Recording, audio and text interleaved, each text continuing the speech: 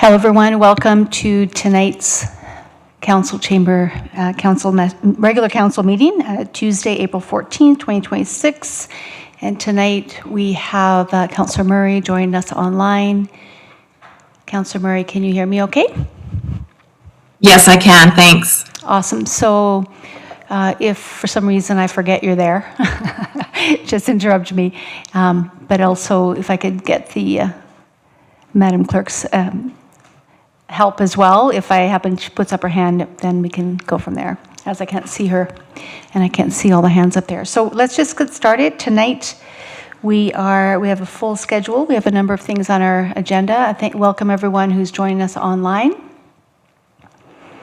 As we get started here, we want to remember that we are thankful to be able to work and live on the land that we have, and that we acknowledge the land we're blessed to live and work on, and to honor those who came before us. We value the enduring relationships with the French pioneers and Indigenous peoples who continue to share their history, knowledge, and culture with our community. We're also thankful for the generations whose dedication and faith helped shape this community into the vibrant city it is today. And with that, I also want to make mention that we're going to try something new tonight. For the council, I did send an email out just to streamline our approach in council meetings. And when it's time for council members to ask clarification questions, just keep in mind we're going to give opportunity for each council member, whoever wants to speak, one round, and then we'll go in a second round. And then we'll go into, when it's a notice of motion and time for debate, each of us will be limited to 2 minutes. And if we need to go beyond that, then we'll go another round. But just want to help us to keep focused and concise, and also make sure everyone has an opportunity to speak before we pile on too many questions. So we'll see how this works. We'll give it a test run tonight. Madam Clerk, with our agenda tonight, anything new that we need to know? Thank you, Mayor. Yes, administration does have one amendment for this evening. Item 11.1, the closed session item, the land disposal update, will now be the land disposal update and innovation park update. The closed session agenda has been updated and a closed session report has been added to the item, and council should have access to that report. Perfect. Thank you. All right, so without further ado, we will need a Councillor Goldsmith. Thank you. I move that the April 14th, 2026 regular council agenda be adopted with the following amendments. Change item 11.1, land disposal updates, to land disposal and innovation park update, and add innovation park update report to item 11.1. Thank you. Any discussion? Okay, let's vote.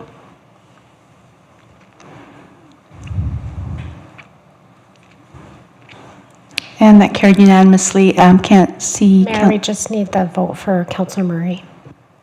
Councillor. Yes, I'm in favor. Thank you. All right, I got to keep my wits about me here. In here.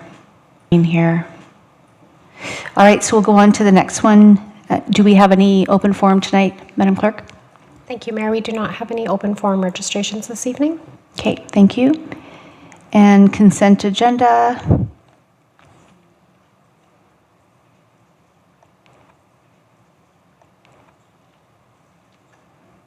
This motion to Councillor Hyde. Thank you, Mayor. That council consent to approve the following agenda items without debate. 5.1, regular council meeting minutes, March 24th, 2026. That council accept the minutes of the March 24th, 2026 regular council meeting as presented. Thank you. Any discussion? Okay, let's vote. I'm in favor, Mayor. Thank you.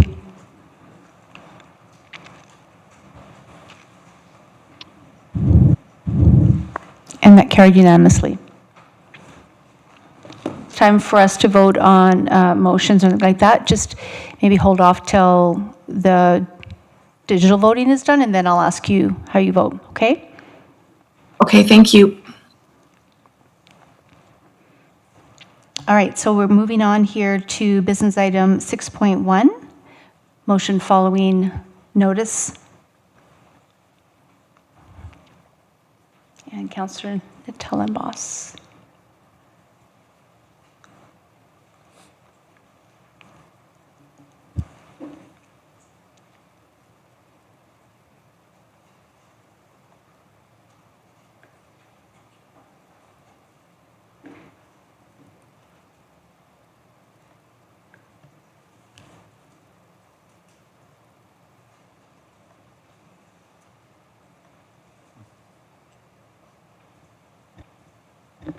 Mayor, I would like to put forward the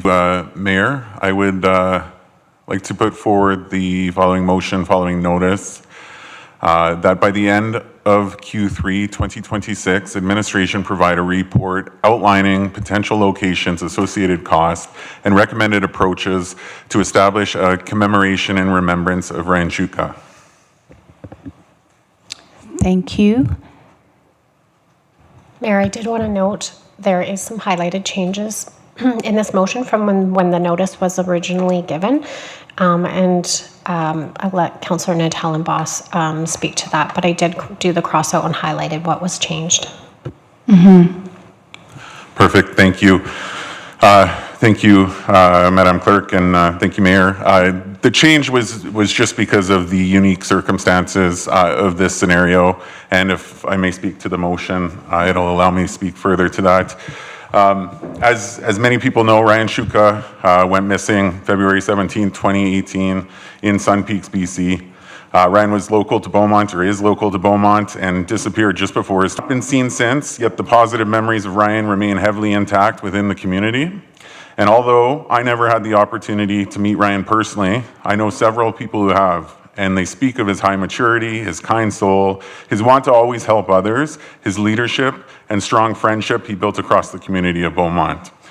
In his time prior to his disappearance, when he resided in Beaumont, he made a lasting impression amongst his peers, amongst community members, amongst his teammates, and of course, family and friends. And for that, among many other reasons, I'm proposing this motion. It's important that his very memorable impressions as a highly respected member of the youth community in Beaumont continues to be visible. It's important to his friends, his family, many community members many community members as well as myself. Thank you. So we'll open it up for discussion and any clarifying questions. Councillor Hyde, I'll let you go first. Yeah, thank you very much for this. Hyde, I'll let you go first. Yeah, thank you very much for this motion to most people here in the city. His name has been around for quite a long time. A book has been written. There's been many things done, and it's a horrible situation that all our hearts go out to. But I believe this motion sets a bit of a precedent. And so what I'd like to do, if you're open to it, is add perhaps to it a friendly amendment of afterwards saying, and further establish protocols for future commemorations. So not just for Ryan, obviously, I'd like it to go further than that just a little bit, and just maybe add for future, to further establish protocols for future commemorations. So it's not just a one-off type of thing, if we could. That would be my only ask. Councillor Tellenboss. Yeah, absolutely. Thank you, Councillor Hyde. I am open to that friendly amendment, assuming administration aligns with that. It is important, obviously, there's all different circumstances and scenarios that do exist, and this is one, again, that is important to the community, but there are others, so yes, I agree with you. Thank you for bringing that forward. This motion, I'd actually have that as a referral motion coming out of this motion. And I can draft a motion for that. Oh, sorry about that. So explain this would stay as it is, and then we'll do a... Yeah, so this motion would just stay as it is, and then there would be a referral motion coming out of that for the policy that's being worked on with regards to the commemorative. Okay. But wouldn't that be kind of, sorry, I'm just trying to understand why we wouldn't want to do it to include it all right now? It's just keeping the motion separate from this motion. Okay. Just having a referral motion that's coming out of this motion. Referral motion, okay. Yeah. Thank you. There's more work that is with that motion than this motion. They're two separate. Okay. So that would be my recommendation. I see, because it's a bigger job to do the other one, and so this would be, okay.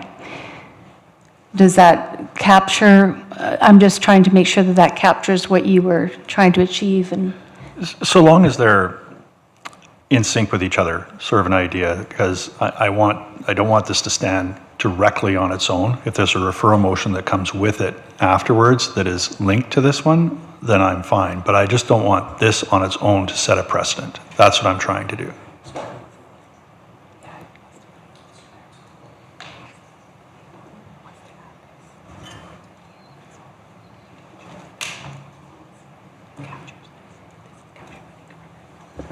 I guess, and I'll speak to that really quick. The reason this was brought forward as an individual, again, I've mentioned it quite a few times, but since being on council, there have been a lot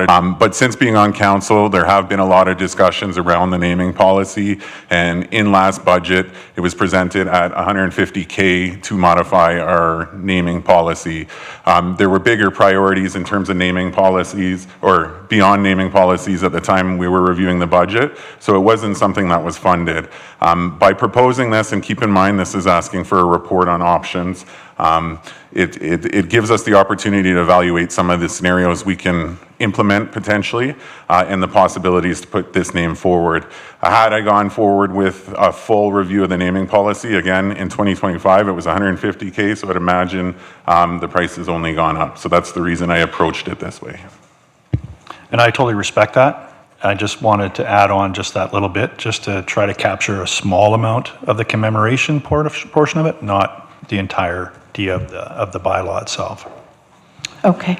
So what I'm hearing you say is that this is just to capture a cost associated, the process, if we were to do a commemorative location for an individual, in this case Ryan Stuka, and that would follow kind of suit for any following ones that would come up, but it's kind of like a precursor to opening up the bigger one. Correct, and again, I'll look to administration, but I am open to that friendly amendment because I see there's discussion amongst administration. I'm going to go to Councillor Penrod. Thanks, Mayor. Are we still able to ask some clarifying Yes, questions? you or- are able, yeah. Thank you. So, to my recollection, and granted I haven't been up there in a couple weeks, is the display that commemorates Ryan Stutka still up in the BSRC in the top level currently? I was just wondering if there was a member of administration that could speak tonight to how that piece or that display came to be in place. Is there anybody on administration who can speak to how that came about? Was that a city funded? Was that community funded?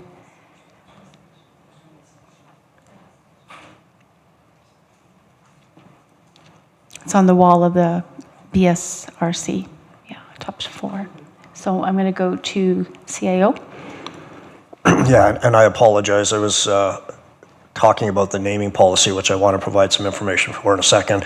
So I missed the question, Councillor Penrod. Can you please re-ask it? Sure, yeah, there is currently in place, I don't think it's what Councillor Nantellenbos is intending with his motion, but something on display in the BSRC upstairs, kind of overlooking the soccer area.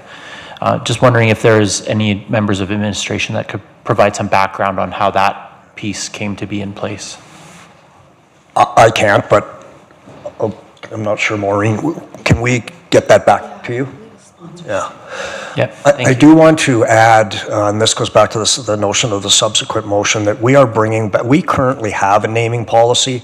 It's just not very robust. So the proposal that we had in the 2026 budget was to do a very robust community engagement, talk to our Indigenous partner and First Nations peoples, talk to our heritage people in town, and really, but we are bringing back in June an amendment to the regular policy we have in place. So something like this could very easily be part of that, Councillor Hyde. Okay, so in view of that, I'm just looking for recommendation here in terms of this as a standalone. This is just asking for cost associated. Thank you, Mayor. Cost is one portion of it, but also where could we put this? Is it potentially naming a facility within the community? Is it potentially naming a street? So it's also providing options. Councillor Hyde. Yeah, going back to this, obviously, we don't want to go round and round on this and such like that. Obviously, the intent here is to do a good thing, not a bad thing. So we obviously are trying to just help the community in a grieving process. I just strongly believe that we need to make sure that we're not doing this as setting precedent. That's really, really where I come from on all this. And I believe that if we let it stand on its own, we still are doing that. So I'd still like to add that little bit if possible. But if not, if you feel that this is just a costing, then we're going to be discussing this again when it comes back. So. Thank you. I'm going to go to Councillor Van Newkirk, and then if any other councillor wants to chime in that hasn't. Yeah, thank you. Just trying to wrap my head around the different things that I'm hearing here. But just want to start by acknowledging that the intent behind this motion is good. Supporting remembrance in the community is important, and I do appreciate the thought that's gone into bringing it forward. That said, I do have some concerns about how we approach this from a governance perspective. Council's already had discussions, and the costs associated with that have been brought up, as Councillor Tellenbaugh stated, about the need for a more comprehensive framework to guide requests like this. And right now, as the CAO said, our naming policy is quite narrow. We've recognized that it doesn't quite fit the mark right now. So for me, the key question isn't really about whether we support remembrance. I think we do, but whether we're setting ourselves up to do this in a consistent way moving forward, that's kind of where my head is at. And the CAO just indicated there's an update coming in June, which I don't know that satiates the full update at all. But for me, I would prefer that we first establish the broader policy framework and then consider requests like this within that, so that we're not making decisions on a case-by-case basis. I think that approach ultimately will lead to better, more defensible positions and decisions for council and community in the long run. So that's kind of where my head's at right now.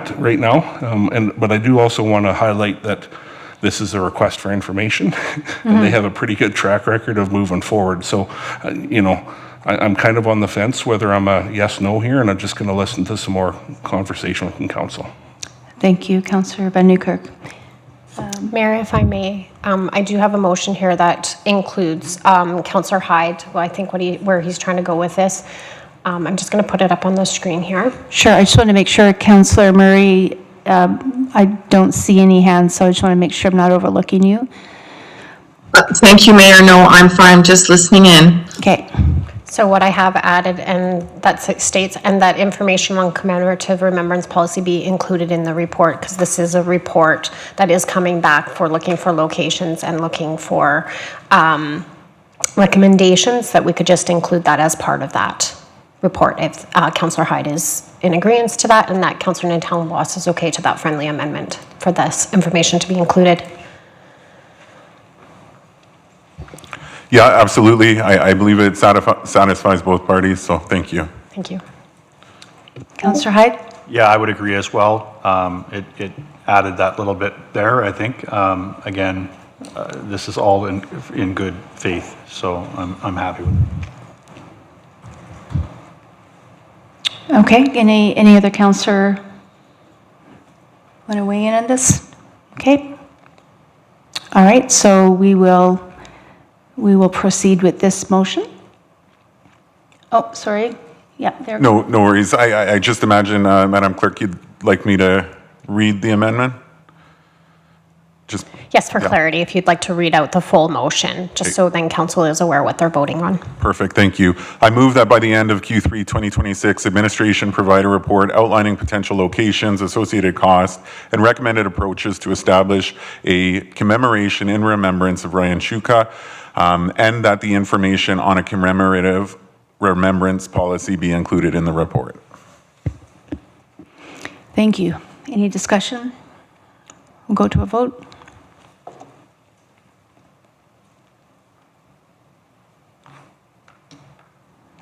Councillor Murray, how do you vote? I'm in favor, Mayor. Thank you. Thank you. So that carried unanimously. Thank you. Was there a motion or we're good? We're good? Okay. Thank you. All right, we'll go on now to 6.2, motion following notion. Councillor Murray, 2026-2027 Land Use Bylaw Review. Yes, thank you, Mayor. I was advised actually during the past week that this motion will actually be captured now by the ongoing and current land use bylaw review and therefore unnecessary. Okay, perfect. Thank you. So we will pass that out, and then we're going to go now to bylaws, 7.1, bylaw 1098-26 Fire Services Bylaw. And I believe Chief J, number 5. Go ahead. How do I have to press this? Oh, perfect. Good evening, Mayor and Council and the public. Chief Melvin presenting bylaw in draft 1098-26, the Fire Services Bylaw. So we're bringing back this report from Council's consideration. The draft bylaw was presented to Council in February, and the proposed bylaw has been amended to address the committee's feedback, including the bylaw, the usage of portable appliances on balconies, portable appliance as temporary heating in buildings under construction, and requirements for fire hydrants located on private property. The bylaw was also full summary of the proposed revisions are provided in attachment 2 of this report and addresses the committee's inquiries at the committee of the whole. Section amendments are indicated with the colored text as part of that document. Now, the revised bylaw reflects the feedback received from the committee of whole at this meeting. The review and update to this bylaw was completed within the approved 2026 operating budget. And enforcement of this bylaw, once it's received, all 3 readings will be managed within existing resources. I will turn it over to our Director of LLS to give some comments on the legal considerations of the bylaw. Thank you. Ms. Dargy. Thank you, Mayor. Thank you, Chief. I just wanted to take a moment, and please bear with me, I will get to some of the legal ramifications and risks with just approving a bylaw, but I wanted to take a moment to offer some guidance that might help move the discussion along in this particular item. So as you know, bylaws are legal instruments, and the drafting of their specific language is administration's responsibility. And prior to presenting a bylaw to council, we do have it legally reviewed. Council's function, as you know, is to review the bylaw at a policy level to determine whether the intent is consistent with council's direction, whether the scope is appropriate, and whether there are policy elements that are missing or that council doesn't agree with.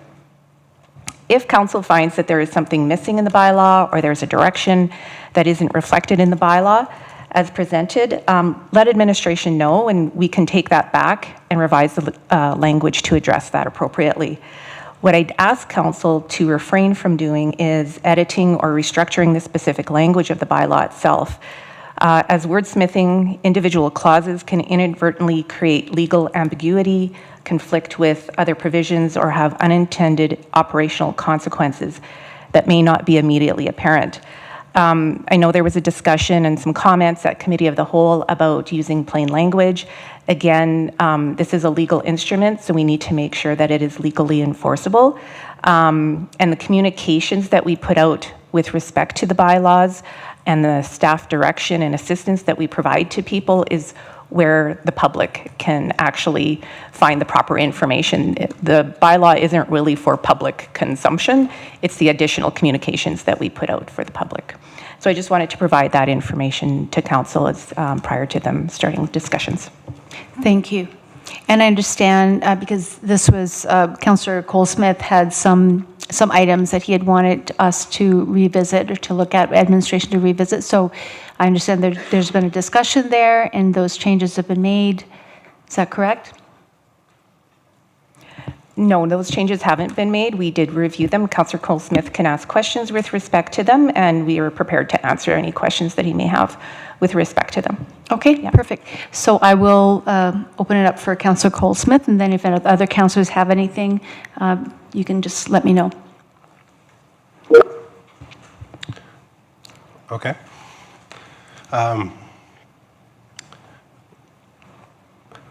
Well, we have some motions that were provided earlier, and I really don't want to speak to it until we discuss those motions, because that has an impact on the questions I'd like to ask. So is it okay if is it first reading and then make the amending motion? Yeah, so my recommendation would be to go ahead and first reading onto the floor. Okay. And then I can put up the motions that Councillor Colesmith and I had worked with, and we can go from there. Okay.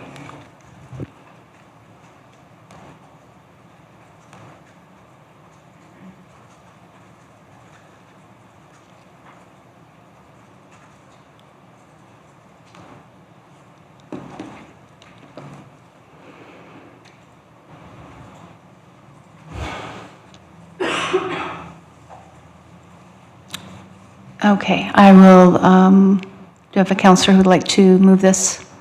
First, I'll go to Councillor Penrod. Oops. Go ahead. Thank you, Mayor Vanderquack. I move that bylaw 1098-26, Fire Services Bylaw, a bylaw to establish fire services, be given first reading. Thank you. So now we'll open it up for discussion and debate. Councillor Cole Smith? Can we put, yeah, there we go. So procedurally, I think I'm just going to make this motion. I move that bylaw 1098-26 Fire Services Bylaw be amended as follows. That section 2, subsection Y be amended by adding the word violation before the word tag. That section 37F be amended by adding the sentence after airborne sparks. For clarity, a spark arrestor mesh screen will not be required for fire pits fueled by liquefied petroleum gas or natural gas. Section 41 be amended by striking out the words "or any other fire." Section 42 be amended by striking out section 41 and adding anything else in this bylaw. Section 46 be amended by striking out the word "are" after owner and add the word "may be." And section 73 be amended by adding the word "believes" after the words "if the CAO."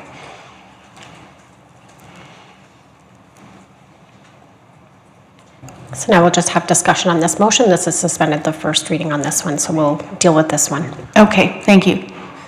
So just a quick question from administration, because you talked about the legality of this document. Any of these amendments that are being proposed are good in terms of legal? The current amendments that are up on the screen are amendments that administration has discussed with Councillor Colesmith, and we don't have any concerns with these amendments at this time. Okay, thank you. Can I see? Yes. So I've gone through all of these proposed amendments. They address many of the concerns, questions I had regarding some of the clarity, and these go a long way to adding clarity and simplifying it, bringing things back to that plain language, and avoiding conflicting statements throughout. Thank you for that explanation. Any councillor have any question or discussion? Councillor Natellenbos? I'm not ready to vote until I review it, so it's going to take me, I don't know, 10, 15 minutes.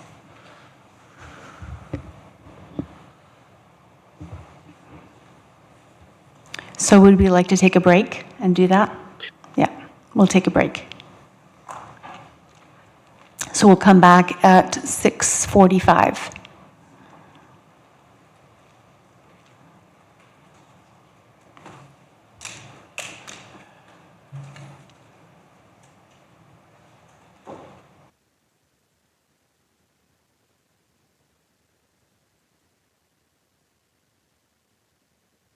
Council, we do have a document that we will send to you right now that has the track changes in it that may help. We'll send that email right now. Thank you so much, that would be helpful. All right, so we'll just check our email here.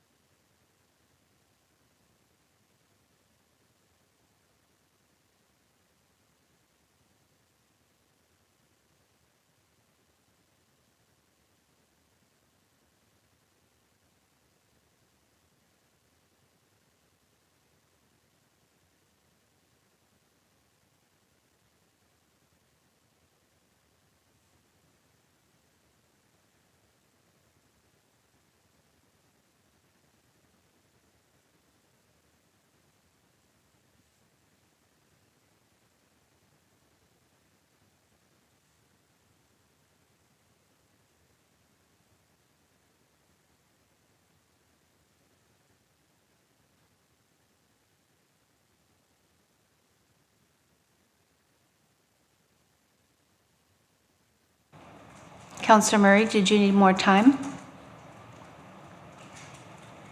Just another minute or two. Okay, Took me a moment to get organized here. yeah.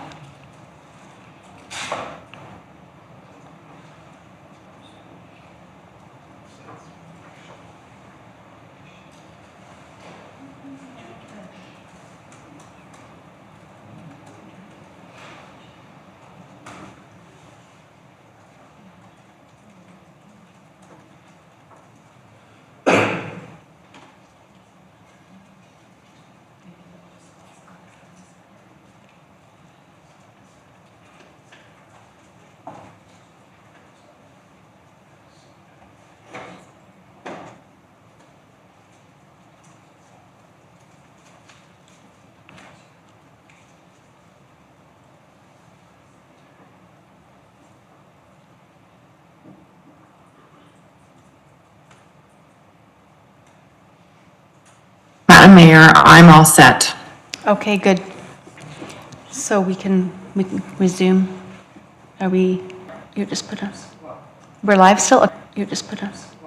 We're live still? Okay, perfect, awesome. Thank you everyone for your patience. We will resume. Okay, so we have a motion on the floor here in terms of these amendments. Is there any discussion from any councillors about any of these amendments? Councillor Telebus? Thank you. I see what you put forward, Councillor Cole-Smith, and appreciate it. Just a couple questions, just for my clarity. On the one in section 37F, what if there's a combination of wood and either natural gas or petroleum gas? Again, I don't recommend it, but how would that be enacted? Can you say that one more time, please? So just if we were to have a combination of someone's using natural gas, but they're putting wood on top of it as well, as just a scenario, I don't recommend it, like I said. How would we be able to deal with that? Would you require the mesh screen or would you not? So the intent with this was that mesh screens in the original bylaw were required for all devices of this type, which would have included barbecues. I was trying to get around not needing a mesh screen for a barbecue was the intent here. Okay. Not so much fire pits. That's right. It was because barbecue or fire bowls were contained within the definition of fire pit. And all fire pits needed a mesh screen, which if they're natural gas fired or propane fired, you're not going to have that. So I was trying to get that requirement out of the bylaw. Okay. You've obviously done all your homework here, but just wondering if we could be as simple as throwing barbecue in front of the liquefied petroleum gas or natural gas barbecue, or? I think so. Let me say, this was step one. What I'd like to see yet still is the definition of fire pit and portable appliance. There's still some overlap. And I think if we were to, with some guidance, have fire pit amended so that it doesn't include portable appliances, which are already covered under portable appliance, that would lend greater clarity. Okay. And one more question, if I may, just for 42, just wondering how come that changed, just because 41 is what references the permit? Okay, sorry, just a second here.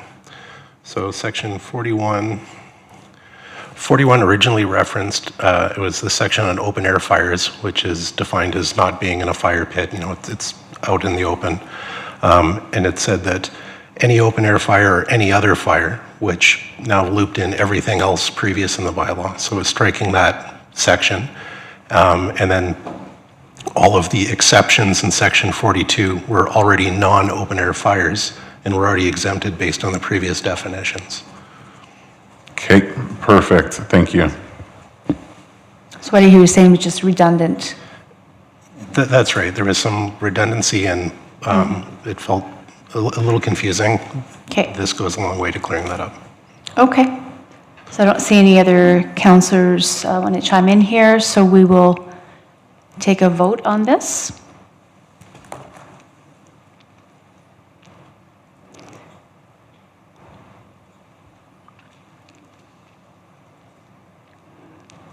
And Councillor Murray, how do you vote?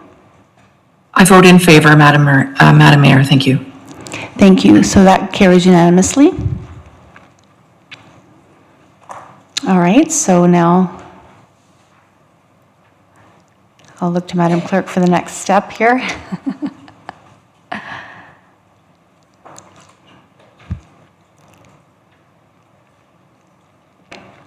So Councillor Penrod, can you, since you did the first one, would you mind? Sure. I move that bylaw 1098-26 Fire Services Bylaw, a bylaw to establish fire services, be given first reading as amended. Okay, thank you. Any further discussion about this? Councillor Colesmith? Oh, I'm going to go to Van Newkirk first, and then he had his light on first.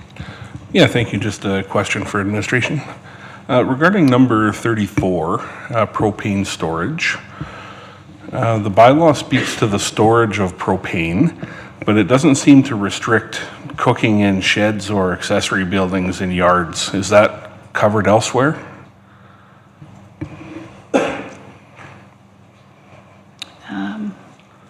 Chief Melvin.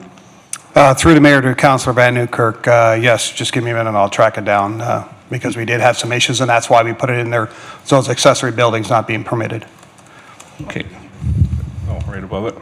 Okay. And then one other quick question. Can administration clarify whether the bylaw addresses the safe handling and disposal of coals or ashes after a fire is extinguished, or is that covered elsewhere? Through the mayor to Councillor Van Newkirk, could you say that again? Yeah, no problem. Coals and ashes as safe handling of fire, is that addressed? I couldn't find it in here. Is that addressed somewhere else? As in when you're done with a fire, handle your ashes? Through the mayor to Councillor Van Newkirk, no, it wouldn't be specifically in the bylaw. That would be part of that communication when we're out discussing the fire pit inspections and any other communication we'd give to the public on general fire safety kind of rules within the community, best practices on how to have a safe and fine fire pit on an evening. Certain things like how much wind, all of those things are all considered in that fire permit process that we would discuss with the applicant and residents through social media and communicate it that way. So, Yeah, I think that's great. I think that's appropriate. What I'm thinking about is I've come upon a couple of public fire pits in the past that folks had fires in them and then just took off. And there was active fire, active coals and stuff. But I think a public education campaign will be appropriate. Thank you. and through the mayor to Councillor Van Newkirk, Section 31 deals with portable appliances in those structures, if that suits, if that meets the needs of your question. Thank you so much. Councillor Cole-Smith? Thank you. I was hoping you could give me the rationale or share with me some of the explanation behind why fire pit includes permanent or portable installations when there's the portable appliance section down below.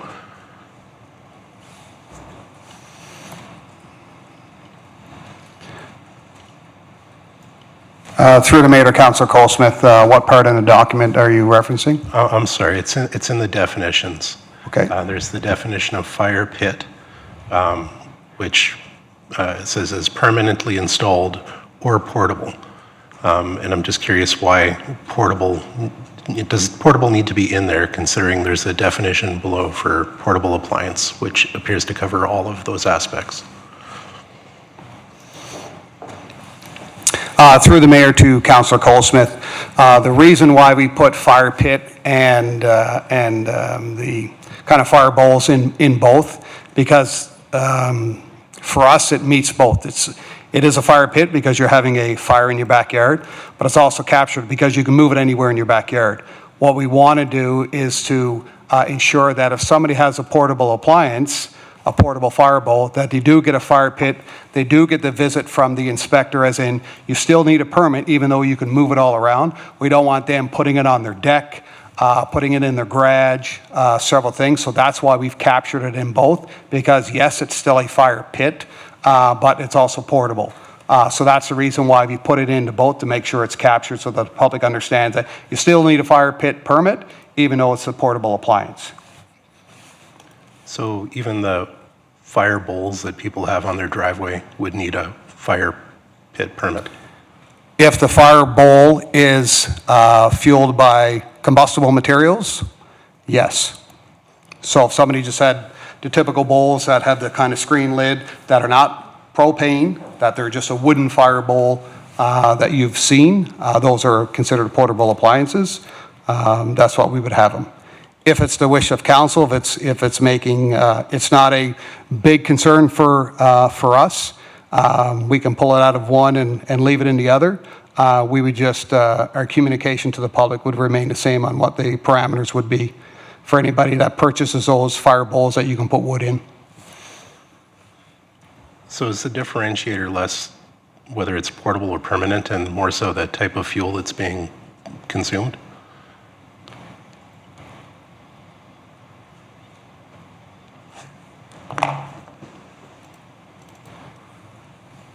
If you can just give me 2 seconds, I'll just go back and verify the bylaw.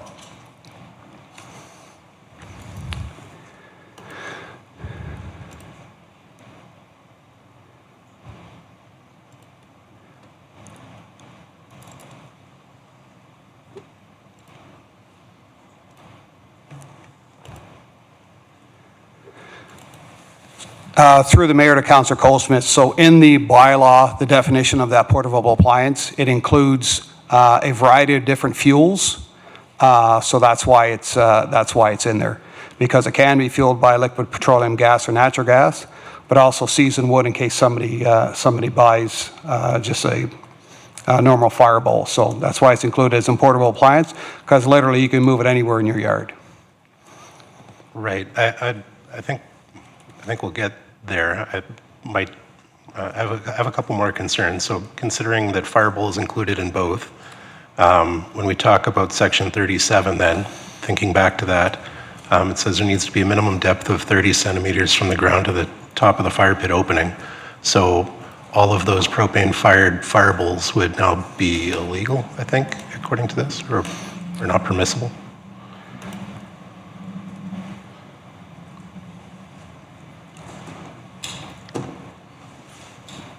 Are you talking about D within 37D? Yeah, sorry, section 37D, minimum depth of 30 centimeters when measured from the ground inside the fire pit to the top, with the fire pit being anything that's portable as well, including fire bowls listed in the definition. The propane-fired portable fire bowl now falls in those definitions and requires a 30 centimeter from the ground to the top. This would be including fire bowls that are fueled by wood. If it provides some clarity, we can add wood fire bowls in that fire pit to provide some clarity, and that is, it is not designed as the propane ones that are CSA approved, if that provides some more clarity. I think that'd be very helpful, yes, Okay. please. Okay. That's an easy administration piece to put in the definition. If it's supported by the rest of council, then we can easily make that amendment. Yeah. Council, you have consensus on that in terms of just adding in supported, we'll figure out what the wording is here, but just distinguishing between wood burning as opposed to fuel, right? Yeah. Councillor Van Nieuwkerk? Yeah, thank you. And Councillor Colesmith, I understand what you're up to here. It's become quite popular in Beaumont to have, fire pits on the driveway, and some people are hauling them out there and burning wood, and some have propane, some have short hoses, some have long hoses, some have little bottles. So I think that although a little bit frustrating and verbose to get there, I think adding CSA helps that a lot. So, Good point. Did you have others? That's I have other items too, but I'm just unsure as to what we're doing at the moment. Sure, yeah. So how do we want to proceed here? Councillor Colesmith, through the mayor to Councillor Colesmith, could you confirm how many items that you have that you were? There are at least 6 or 7. Some of them are, I think that was probably the worst one. Okay. One. So is this better going back to a committee of the whole? What would you recommend here? Ms. Dargy.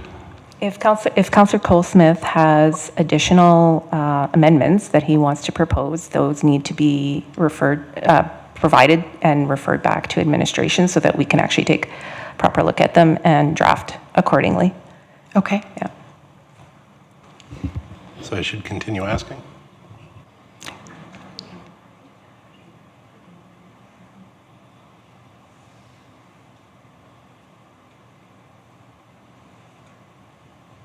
Sorry, Mayor, administration is just figuring out the. Sure.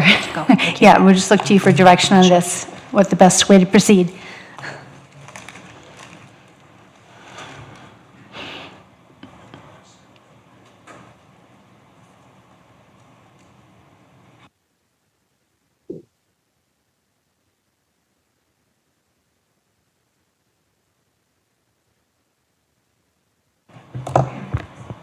Mayor?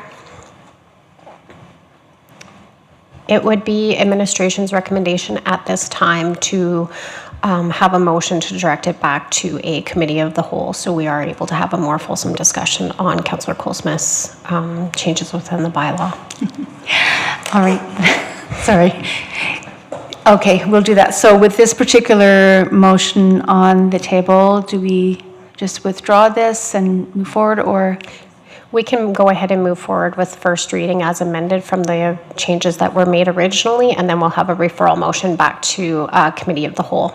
Okay, okay, so we'll vote on this one then? I know, we're going to vote on it. So we'll proceed with voting on the first reading, is that correct? Madam Clerk? Oh, sorry, go ahead, CAO.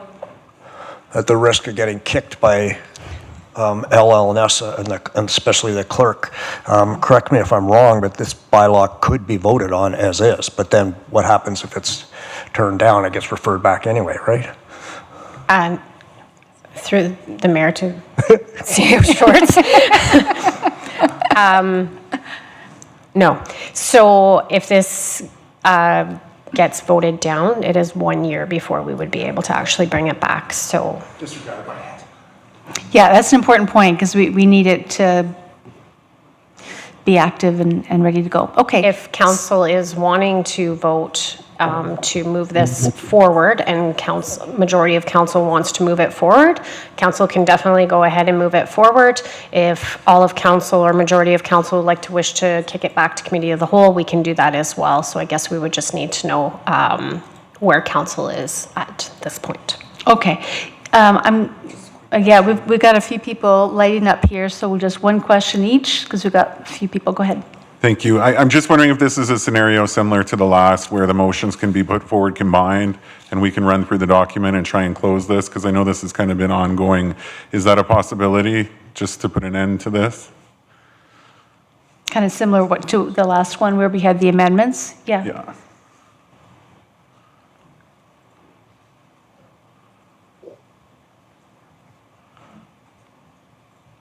CAO Schwartz?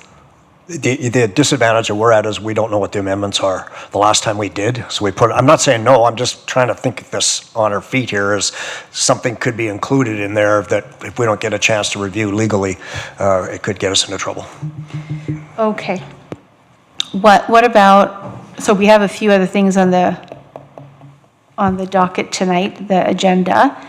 I'm wondering if you were able to send them over. Can we do it that way and just come back to it, revisit it tonight, if he sends you what those amendments are?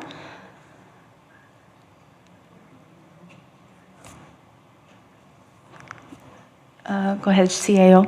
If you could send them, that would be helpful. And then once we see them, we can make that decision, because there Okay. may be stuff that needs to be reviewed by legal. Okay. All right, so how do we proceed? Do we just kind of take this off the table? Do we just vote for the first reading and then come back? I just need direction here. We can just defer this motion to come up later in the meeting when we're Okay, receive Councillor Cole-Smith's. okay. Councillor Penrod, did you want to say anything regarding that, or you're good? Okay, perfect. All right, so we'll need to defer it back to committee of the whole or not. Okay. We will move on now to 7.2, land use bylaw, restricted substance retail use, cannabis and education uses. And Good evening, Mayor, Council, and the public. I'm going to be speaking briefly to the land use bylaw, amending bylaw that's on the table. So currently, the City of Beaumont's cannabis buffer largely reflects that which is in AGLC, specifically for education. It limits cannabis retail from being located within 100 meter of a parcel that has a school on it, or a municipal reserve parcel that is planned to be for school use. In May of last year, Council directed administration to prepare amendments to the land use bylaw to expand that 100-meter separation to education uses from just being public and private schools to also including all early childhood service programs, including daycare and after-school programs.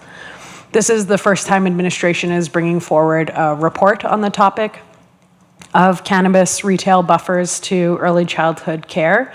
And supporting information includes a jurisdictional scan and maps that illustrate the current regulations as well as what the implications would be if the amendments were adopted. The proposed amendment is most effectively and efficiently addressed through the comprehensive land use bylaw update rather than through a standalone amendment. The 2026 budget included money to pursue a renewal of the land use bylaw. If council was looking to see these specific amendments ahead of the project schedule, the result would be some engagement activities outside of the land use bylaw engagement plan. This would not require additional budget, but it would be a draw on resources, and having additional touch points with the public may lead to engagement fatigue if it's not part of a comprehensive plan associated with the land use bylaw project. So administration recommends that the report be accepted as information and be considered as part of phase 2 of the land use bylaw review. If council has any questions on the, answer them. Thank you.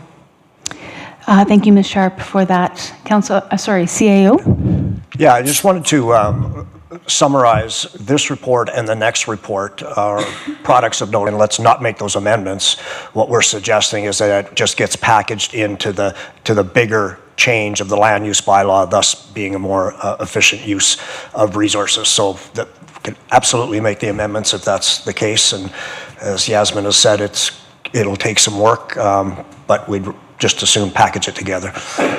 Thank you for that. Did we need to put a motion up first before we go into discussion, Madam Clerk, or yes? And then we'll open up for discussion.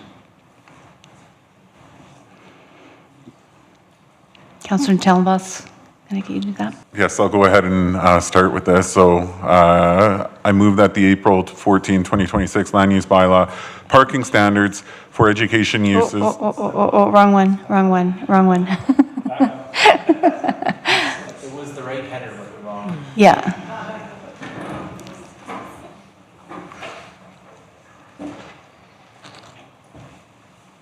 I'm ahead of the game today.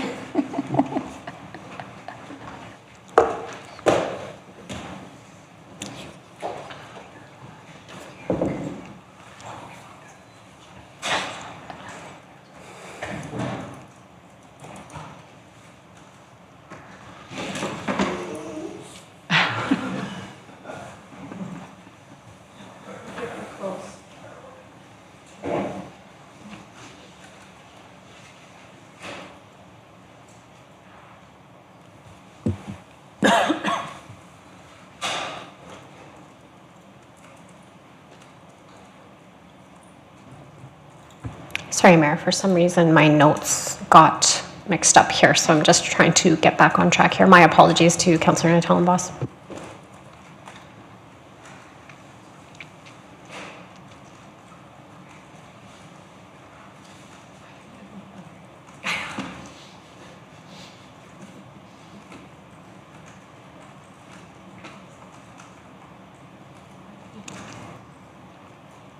And you wanted.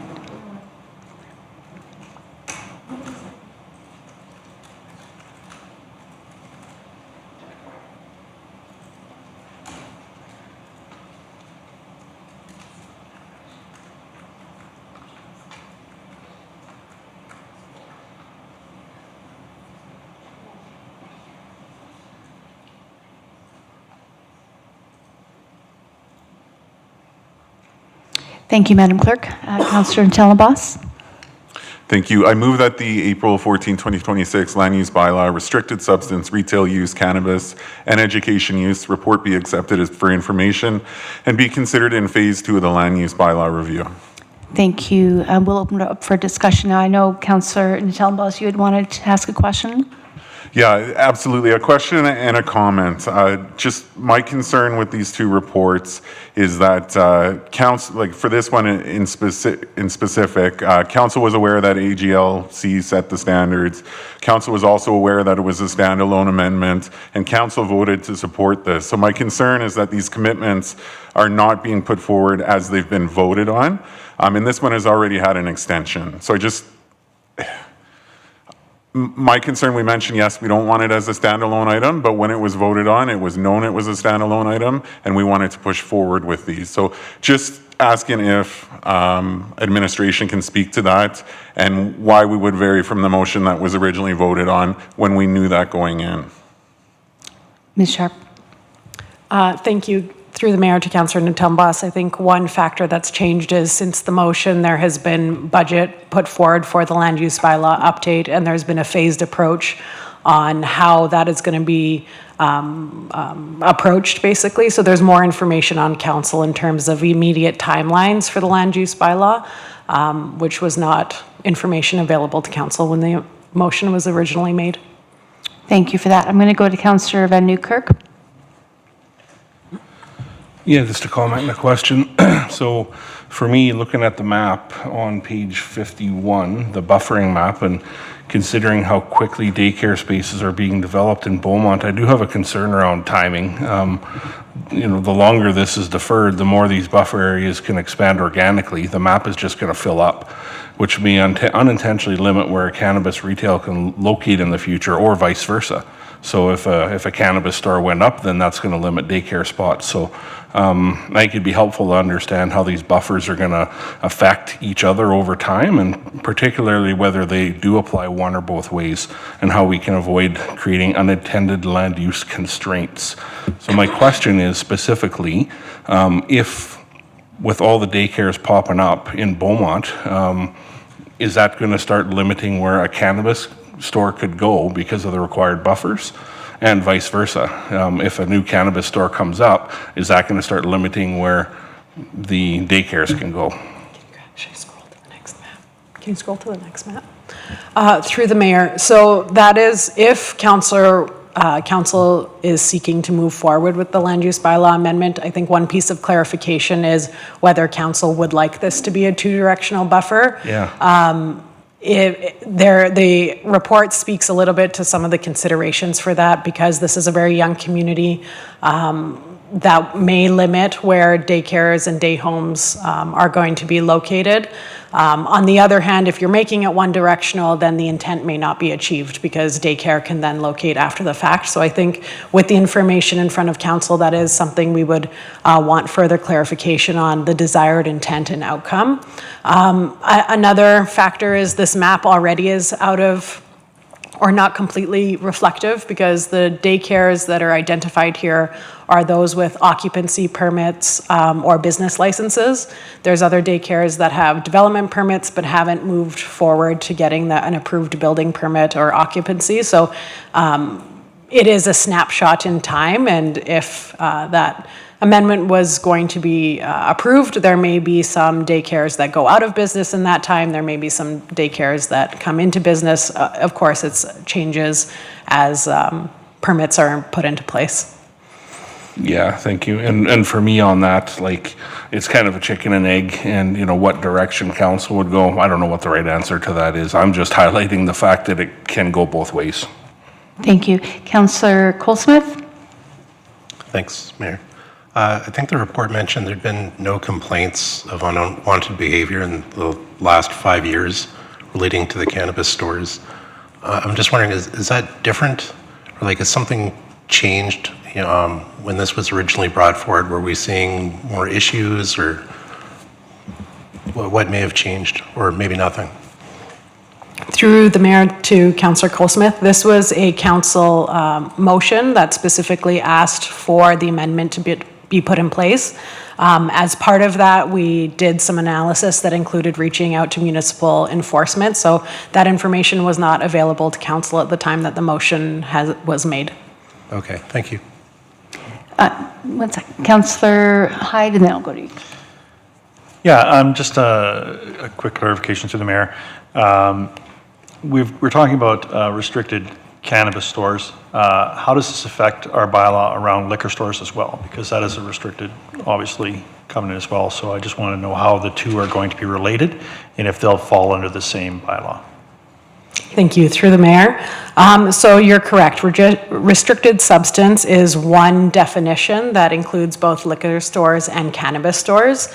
And then in the land use bylaw, it specifically says that restricted retail that is for cannabis has all of these additional restrictions. So right now, there are no further restrictions to liquor stores and none that mirror what's put in place. So for example, cannabis retail has 200 meters between cannabis retail stores. That doesn't apply to liquor stores. They could be right next to each other based on the land use bylaw. So it is very specific to cannabis retail and not under the broader umbrella of restricted retail substance. And so just for clarification around school zones and places like this, there is no restrictions around liquor stores being right next to like a school daycare or anything like that? Through the mayor, that's correct. Through the land use bylaw, there's no restrictions on where liquor stores can locate other than through the zoning. So it's only discretionary within the business light industrial, commercial district, and Main Street district. So it couldn't be within the integrated neighborhood district, for example. Okay, thank you. Thank you. Councillor Murray, you have a question? Yes, thank you. I want to echo quickly what Councillor Natellenboss mentioned, that, you know, this, of course, we don't have a way to look into the future. And now we do have some budget money set aside to do this land use bylaw review. But I do have some concerns, the fact that both of the motions that are, or excuse me, both of these reports that are coming back tonight are sort of being, you know, pushed into the future again. I understand why. However, in saying that, what I would like to be reminded of is about when we would expect this type of an amendment to be in the completion phase, even though the land use bylaw is due to be done, you know, late 2027 or 2028, I believe. When would this be done in terms of the cannabis and perhaps even that, the next one in the daycare?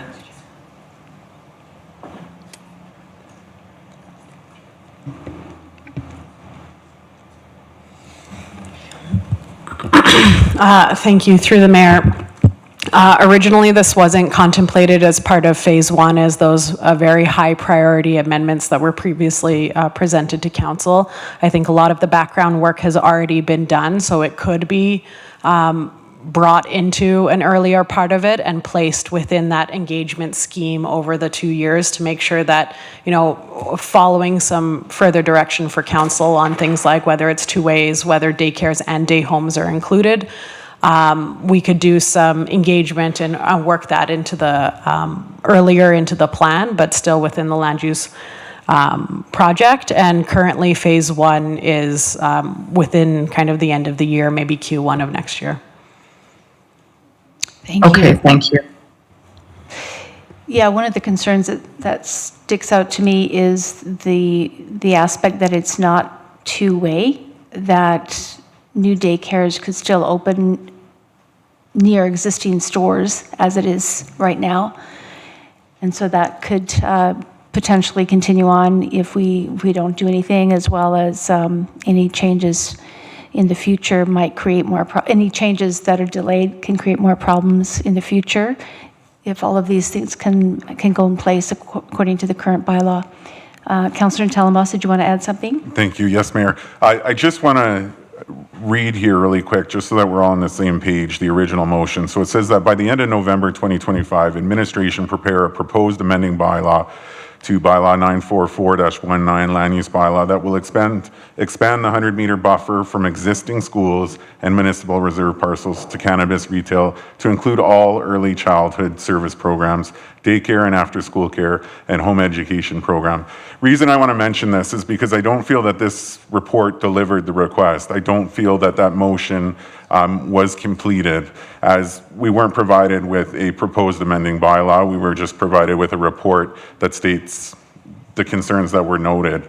Again, this is a motion that passed, and my concern is if we're delivered something else and not what we had asked for, then what's the point of voting on some of the matters we do? So that's my concern with that. The other thing I wanted to mention, we had asked about the measurement in the 100 meters.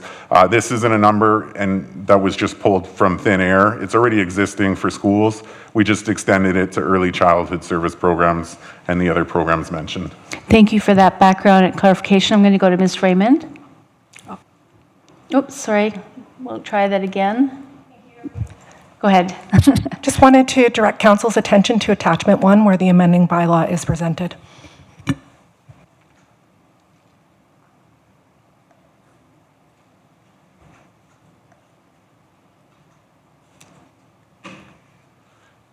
Thank you. So yeah, I had noticed that. I'm just curious what the procedure is then. Vote on both? I'm just looking for clarification.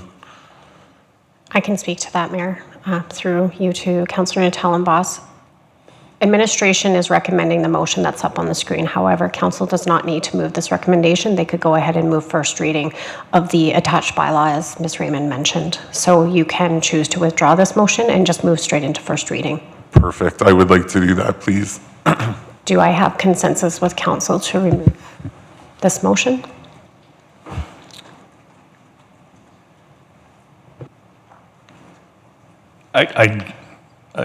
Through the mayor to Councillor Natellenbos, I just wanted a little bit more clarification on why we were doing that. I understand exactly what you're saying, that this was brought forward before and the motion was passed, and now this is a report coming back, and you're just wondering whether or not we can't proceed with the original motion. Is that where we're at? Or I'm just trying to wrap my head a little bit more around it. Please excuse my ignorance on this, but I just wanted a little bit more information. Yeah, absolutely. So administration was to provide the proposed bylaw that we were to vote on. And that's what I wanted to happen. It's already been a year since this was, or close to a year, May, when this was originally proposed and put forward through the motion. So if we wait another 1, 2, 3 years, potentially a lot could happen, and unanticipated issues potentially. So that's the reason I want to move forward with the original request that was voted for. Okay, thank you, Mayor. Councillor, I'm sorry, CAO. Just to, and not to get in the way of the process at all, but I just want to be clear that I don't want you to think we didn't deliver on what your motion, because that's the amending bylaw. It's right there. But what we're saying is we don't recommend you go do it right now and we package it with the bigger picture. But that's our recommendation. And as the chief clerk said, city clerk said, disregard that. And if you want the amendment, let's vote on the amendment and we'll get it done. But I don't want you to think we were trying to pull something here, because there is the amended bylaw, vote on it, or we're recommending accept it for information. So I just want to be clear from process. Yeah, thank you. And that's what I understood, that there was a recommendation. And so what I would like the council to speak to is if we do want to go to this recommended bylaw, and if you are for or against it, you can say why, and then we'll go to a vote. I'm going to go to Councillor Colesmith. Thank you, Mayor. So understanding the previous motion, that the amending bylaw is here, there's a recommendation from administration. The report indicated that there hasn't been any unwanted behavior or reports of unwanted behavior at these facilities. It sounds like there isn't anything urgently pressing us. So I guess I'm curious, what's the, and I appreciate the rationale for wanting to do it as part of the entire land use bylaw process and opportunities for alignment as far as liquor stores as well. So looking at it through the lens of today, what is the urgency to make the amendment? Councillor Ntalbas? Thank you, Councillor Colesmith. I don't know if it's urgency. It has been a year since it's already been presented. There was already an extension request. I think we've been pretty accommodating in that sense, so I just don't want it to keep getting pushed down the road.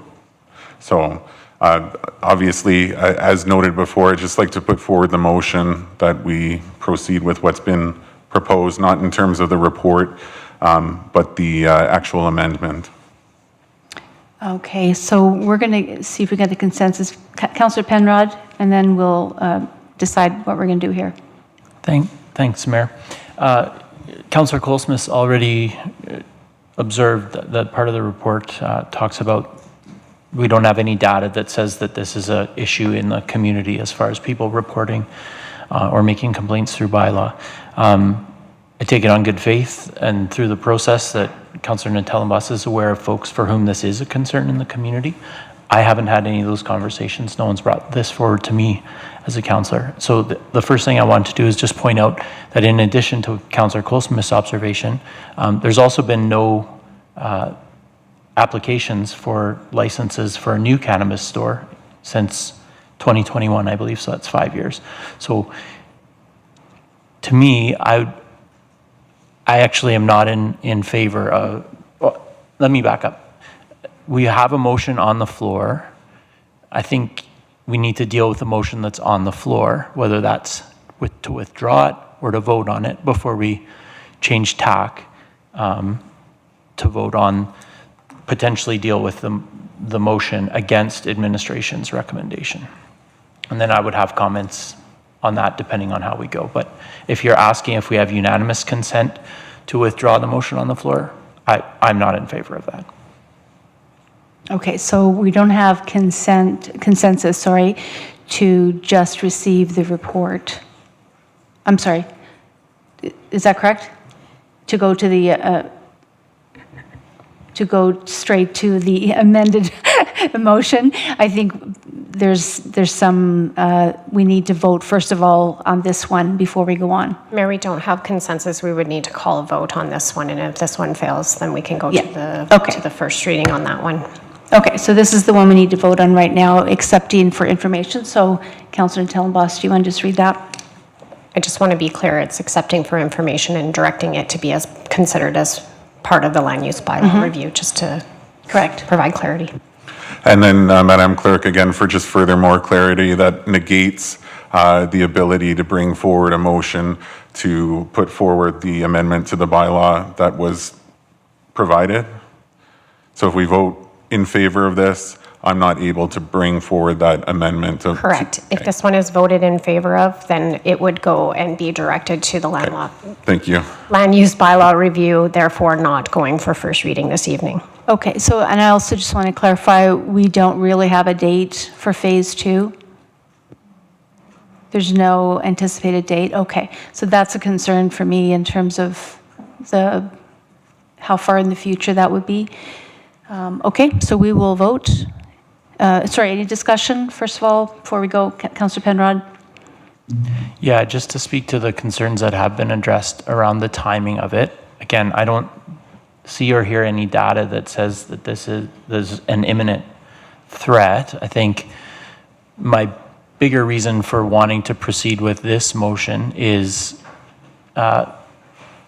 we've said again and again, the important thing is to get a full review done of our land use bylaw. And in my view, there's more pressing, urgent issues in the community that we need to get addressed. I hope we've learned from past that when we get distracted by important but more minor issues within the land use bylaw that are kind of micro individual issues, then we can delay the whole big process.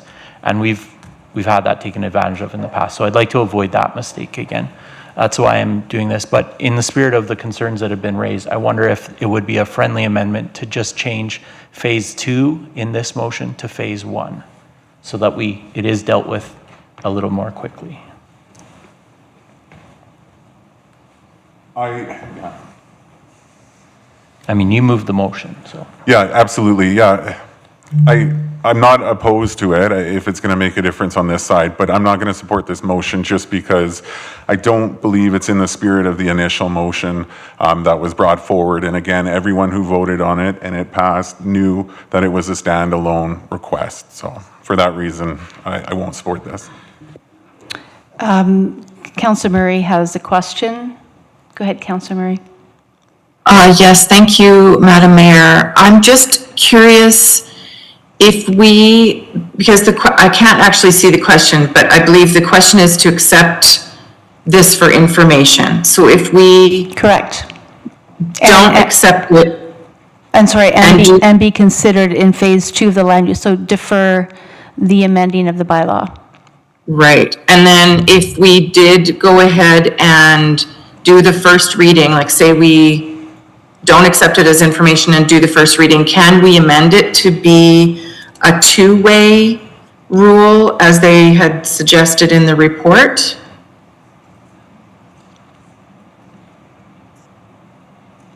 Ms. Raymond, did you want to speak to that? Thank you. Through the mayor to Councillor Murray. Yes, you can make an amendment to this bylaw. That should be done before second reading is given on this bylaw. We would be able to include that here, or you can make that a friendly amendment now. Sorry, not a friendly amendment, but you could make the amendment to the bylaw now, and then we would undertake any of those engagement activities with this in place. And just hearing dates. Phase 1 is intended to be done for the end of this year. Phase 2 would be ready substantially the end of 2027, if that does help council at all.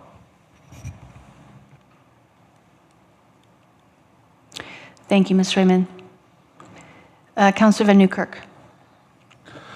Yeah, thank you. I'm just trying to wrap my head around the urgency of this versus no urgency of this, and I keep coming back to what I brought up about the two-way piece here, and particularly with the growth of daycares, potentially limiting stuff in locations of future cannabis stores and vice versa, and also thinking about the fact that day homes are hard to track, and there's day homes that exist in the community that aren't tracked and aren't available, and that renders the map useless right now as it stands. And I think that adding the land use bylaw lens to this probably helps those concerns. So for me, I'll be a yes on this one. Councillor Penrod had asked for a friendly amendment to phase 1. Councillor Telmbos, you were okay with that, correct? Yep. Could we make that change?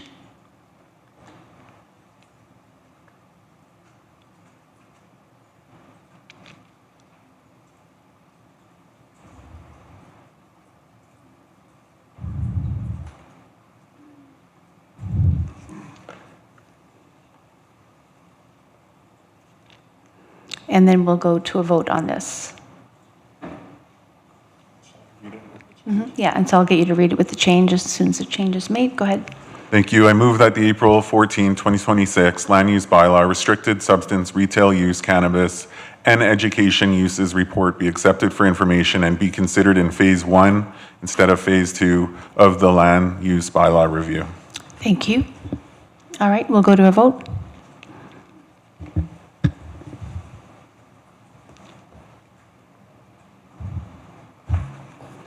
And Councillor Murray? I believe I'll be in favor of this, Madam Mayor. Thank you. You will be in favor? Yes. Correct. Okay. 6-1 with Councillor Natellenbos opposed. All right. Thank you, councillors. We're going to move on now to our next one, the land use bylaw item 7.3, land use bylaw parking standards for education use. Again, recommendation. So go ahead, Ms. Sharp. Thank you. So in July 2025, administration brought forward amendments to the land use bylaw that made the education use from permitted to discretionary in all land use districts.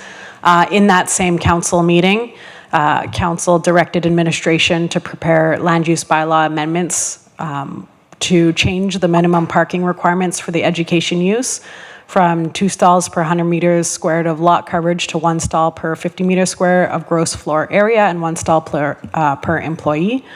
Again, this is supported by, or this report is accompanied by a jurisdictional scan, which includes looking at daycare parking in other jurisdictions as well as high school parking in other jurisdictions. The reason that those two samples were taken is because within the City of Beaumont's land use bylaw, the education use is very broad. It's all public and private education uses. That includes research facilities, it includes daycares, universities, high schools, and a full spectrum. So 2 regulations were looked at in order to provide a sample. In addition, the What We Heard report that was associated with that previous land use bylaw amendment that was adopted in July 2025 was included because part of that engagement process with daycare facilities within the City of Beaumont touched on some topics on transportation and parking, so that's provided to you for a little bit of context and history. So as you can see, attachment 2 of the agenda package does have bylaw 110226 land use bylaw amending bylaw for this, which outlines the specific changes that council made the motion on. Administration is recommending once again that this be included within the land use bylaw amending project. And it fits actually quite neatly within the 2 phases that have been proposed.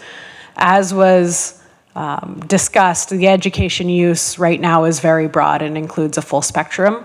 Phase 1 of the project is to look at uses that have a spectrum in range and intensity of use and see whether more specific categories are required. That reflect kind of the intent. Phase 2 is a look at parking regulations as a whole. The reason parking regulations, the significant ones are looking at in phase 2 is because there's several policies and vision statements within the municipal development plan that end up shaping what parking looks like within your municipality. That's why in some jurisdictions you see, parking minimums, and then in other jurisdictions you actually see parking maximums. There isn't really a one size fits all. It is informed by that municipal development plan. So while phase 1 isn't looking at parking regulations as a whole, if we were to split up the education use into different definition, each of those specific definitions would need an accompanying parking regulation. So we would be looking at it within the current framework of the municipal development plan and bring forward recommendations of how those subset education uses might have specific regulations. So in summary, the bylaw is available for council to vote on. However, administration is recommending that the report is accepted as information and be considered as part of phase 1 of the land use bylaw review. And administration would be pleased to take any questions. Thank you. Thank you, Ms. Sharp. If you can put up the motion, so it's on the floor. Before that, No, and then we'll open up for discussion. it's not, no, but I want to put forward the amendment, not the motion. The motion to receive report, you mean, or? Okay. Hang on, let me I'm just sorry, go can to you just Council- clarify what you're wanting to do, Councillor Natalenbas? There's no motion on the floor to make an We have to amendment put a on. motion on the floor first and then discuss, right? Yes. And then we can make. There's no motion on the floor to amend. Yeah. Just, Or, we'll put the. Yeah. you want the bylaw? First reading? Okay, thank you. Okay, hang on, but the recommendation was so we need to vote again, if we want to, nope? No, Mayor, if Councillor Natalenbas would like to put first reading on the floor, we can put first reading on the floor and it can be voted on. Okay, I'm going to go to Councillor Penrod first. Go ahead, because he had his on first, sorry. Thank you. And I think Councillor Natalenbas and I are on the same page. My first question to you, Madam Mayor, was, is it your preference that we get a motion on the floor before we can ask any clarifying questions? Yes, it is. Okay, so then I would like to move motion's recommended motion, but the optional motion, which is to put on the floor the amendment asked for by council. Okay, thank you. Thank you for, for by council. okay, thank you. Thank you for clarifying that. I didn't know that we can fast track think- to this one, so thanks for that clarification. And I think that's exactly what both of us were Sure. in line to do, is make sure, I think that we got ourselves a little bit in a bind in the last time round. New process tonight for us, so that's understandable, but just wanted to make sure that we have a clear conversation here. Perfect. Okay, I'd go like to ahead. move that bylaw 1102-26 land use bylaw amending bylaw education use parking, a bylaw to amend land use bylaw 944-19, our zoning blueprint, be given first reading. Thank you. So now we'll open up for discussion. First of all, any clarification questions that are needed, we'll go one at a time. For some reason, you're on already. Go ahead. Thank you. So question for administration. This report, I'm a bit more on the fence on your recommendation, in part because I hear conflicting. So can you clarify for me, what's the relationship between your recommendation on page 58, regulation, is more effectively addressed through the comprehensive land use bylaw update? That's pretty clear on its own. But on page 56, you say this amendment is administrative and issue-specific in nature and does not form part of the broader comprehensive parking review anticipated through future LUB work, which makes it sound like if we don't act on this piece, there might be a risk that this work won't be done if we don't do it tonight. Can you comment on that, please? Thank you, through the mayor, to Councillor Penrod. I think it's shifting perspective. It's in this report that's on the screen, it's if it were to be pursued tonight, it's a standalone amendment because it was a council-related motion. However, the cover page report is speaking to the recommendation, which says that this is more appropriately addressed through the project. So apologies for the lack of clarity, but it's the shift in perspective in terms of council motion that should it be approved, pursued, it would be a standalone. If it's referred to the land use bylaw project, then from administration's perspective, that's where it's more appropriately placed. Good. Any other questions? Thank you, Mayor. Thank you, Councillor Penrod. I agree. I appreciate you bringing that forward just so that we were on the same page. I do want to note, so when this motion was originally presented, the big concern was especially around daycare parking. There's not enough daycare parking. And as we know as a whole in the community, whether it's Centreville or anywhere within the community, parking is starting to become an issue. This is one that I am pretty concerned about. If we don't act on it sooner than later, there's the potential that individuals may take advantage of the existing bylaws where we have noticed that we are running out of parking spots and it becomes very congested and dangerous. And especially in and around daycare facilities, we want to mitigate that by making sure that we have sufficient parking. So I think it's important that this is addressed even more so than the previous one because of the high potential again and risk for injury if we're jamming 100 cars at a facility where kids are walking around. So for that reason, I support this amendment. Thank you. Councillor Van Newkirk. Yeah, thank you. Well stated, Councillor Natellenboss. Question for administration. If this passes tonight, when does this come into effect? Through the mayor to Councillor Van Newkirk, this is first reading. Prior to adoption of the land use bylaw amending bylaw, we would do a public hearing, which second and third reading is accompanied with. The day of third reading would be when it became in effect, so not this evening. Yeah, sorry, I should have asked the question. If we look at the calendar, when does the public hearing come and what does the timeline look like for that on a calendar?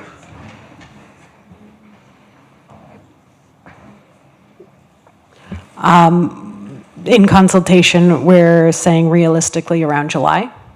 Okay, thank you. Yeah, and the reason I asked that question is to Councillor Natellenboss's point of any potential folks taking advantage of where things are currently at would be negated, and July comes pretty quick. Thank you. Thank you, Councillor Van Newkirk. Any other Councillor? Okay, Councillor Penrod. Also, Madam Mayor, I have a question. Sorry, thank you, Councillor Penrod is done. Councillor Murray. Yep, go ahead. Councillor Murray, go ahead. Oh, sorry, I thought Councillor Penrod was going to go first. My question actually was for Ms. Sharp.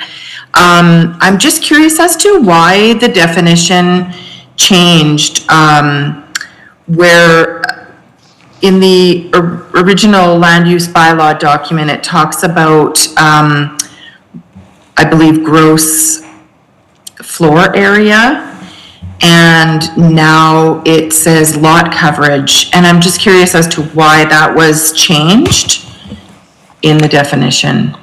Go ahead, Ms. Sharp. Through the mayor, to Councillor Murray. So currently, all parking regulations in the land use bylaw are based on lot coverage.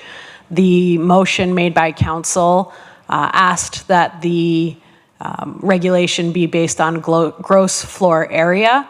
That definition doesn't currently exist in the land use bylaw because it's based on lot coverage and not GFA. Therefore, in order to add clarity and enforceability, the definition for gross floor area is added. Okay, then I have just one more additional question in relation to that. Then, if we're talking about, for example, high school, would that be the floor area just the main level, or would that also include if there was a secondary level? Thank you. Through the mayor, gross floor area includes all levels of the building, and as the education use includes high school, elementary school, daycare, as it would apply to all of those education uses. Wonderful. Thank you so much.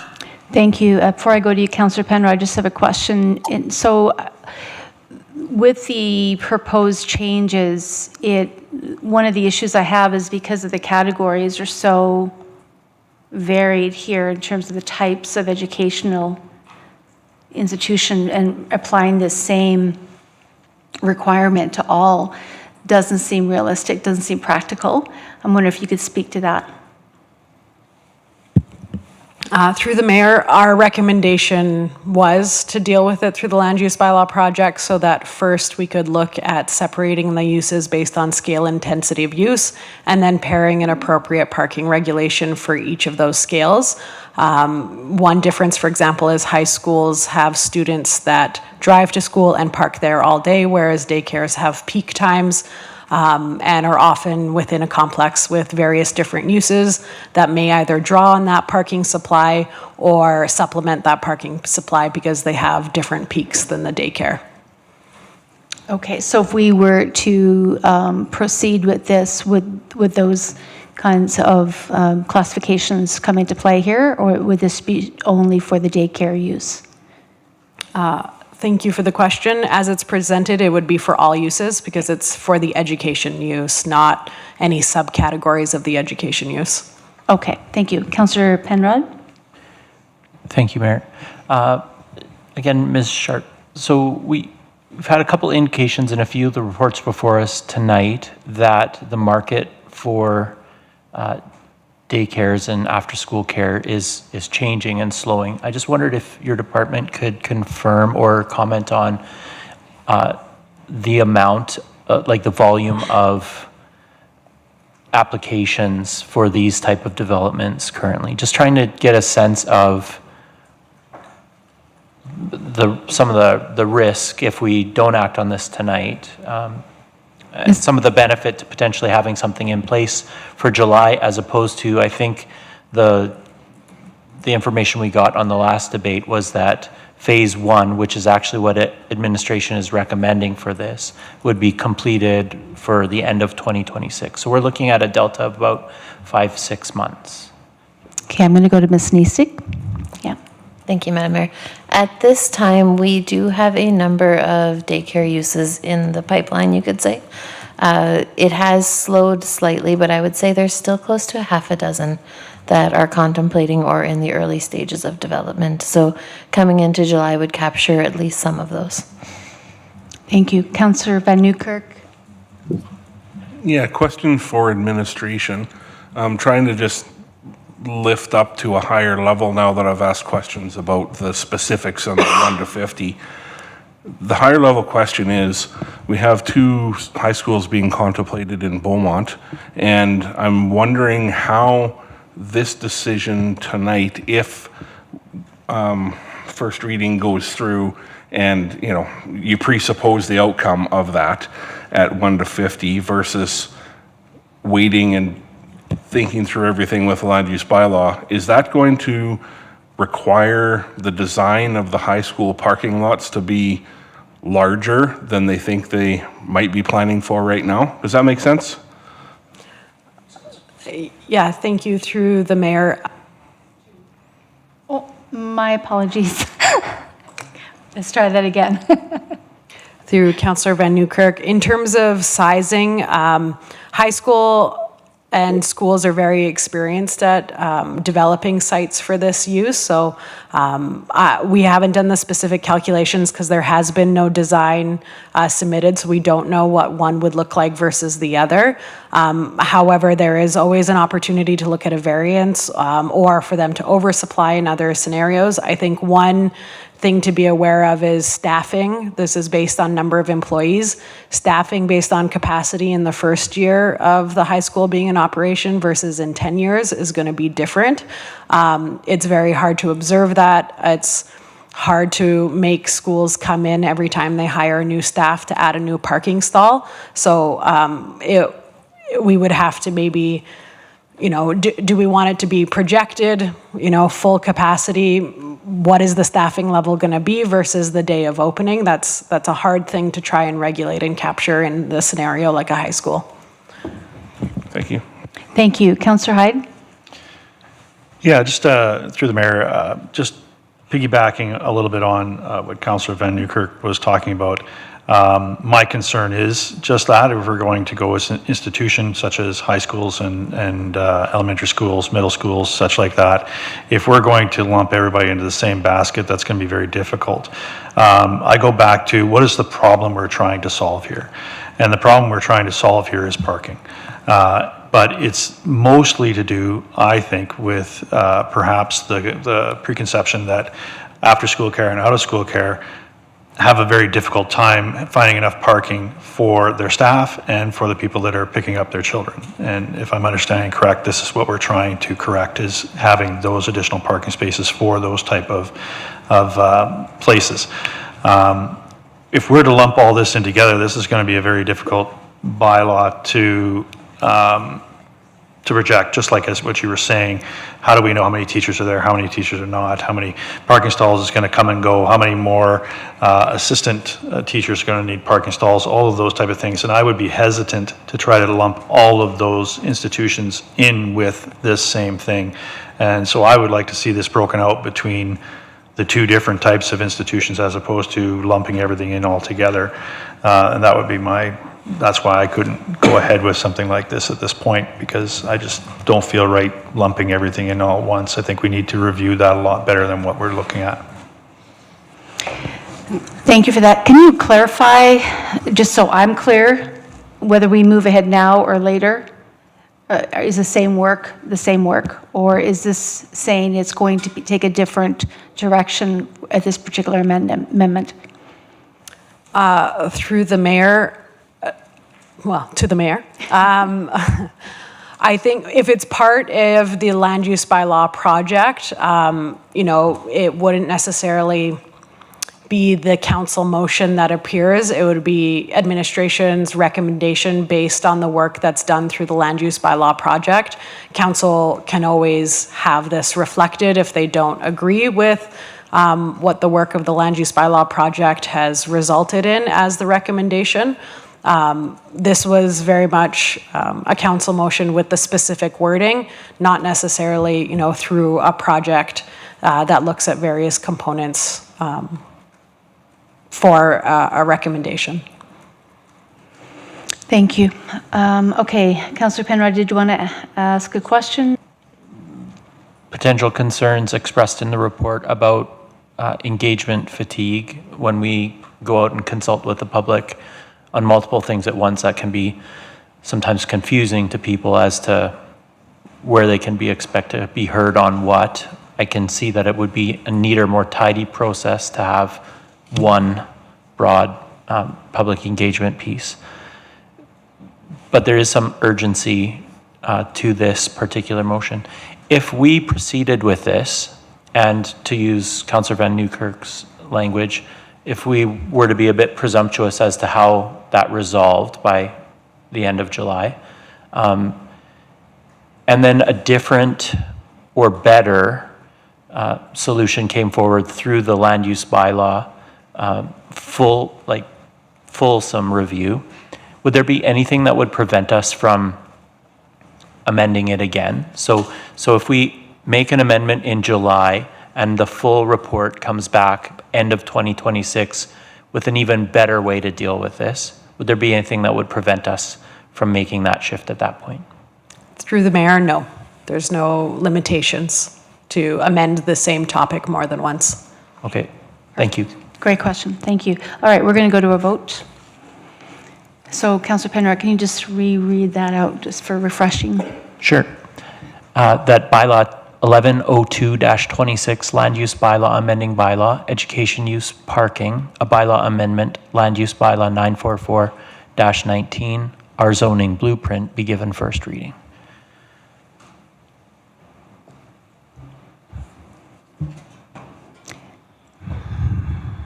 Councillor Murray? In favor. Okay, so that's 6-1 in favor, and I think it's Councillor Hyde. Are you the? Councillor Hyde opposed. Thank you. Do we go on to the second, or we just leave it because we've got to go to engagement? We're going to take a bio break for 5 minutes. Just to provide clarity, because it is a land use bylaw amendment, there's no more readings on this. It will be going and scheduled for a public hearing and moving forward from there. Perfect, thank you. So we're going to take a 5-minute bio break and then come back to the fire bylaw. Fire services bylaw. Thank you. Thank you.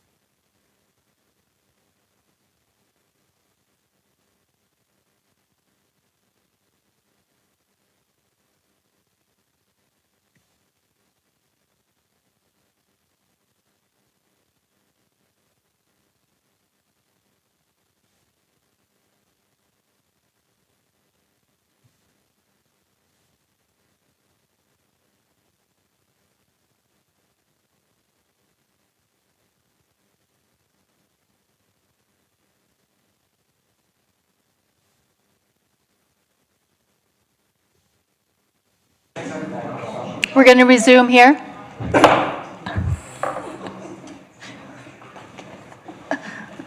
I get you happy at it.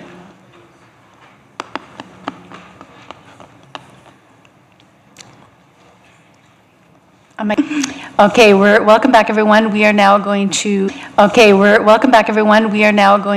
go back to 7.1 bylaw, 1098-26 fire services bylaw. And Madam Clerk, anything you want to guide us with here? I do, thank you, Mayor.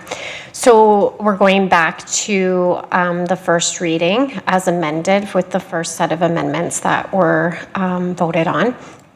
For procedurally, I think it would be best to vote and get this motion on the floor and then go into second reading, and then we would have further amendments at second reading for this bylaw. Okay.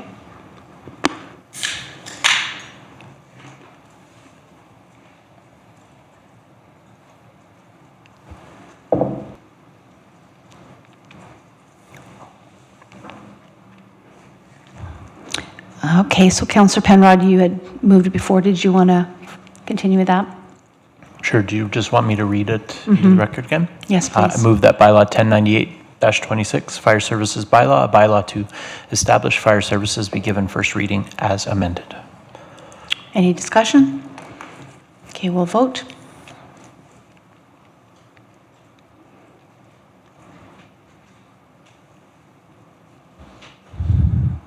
And Councillor Murray? In favor, Madam Mayor. Okay, carried unanimously.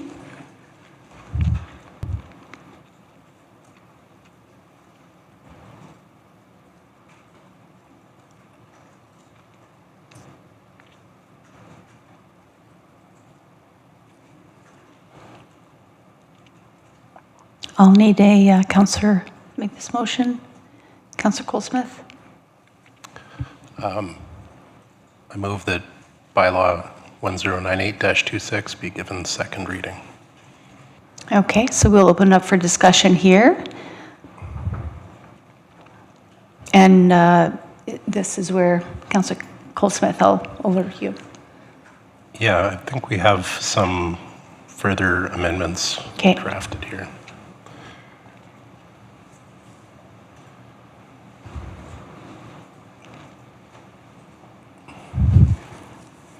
You'll have to give me a second, because this Yep. is the first time I've seen these. Okay.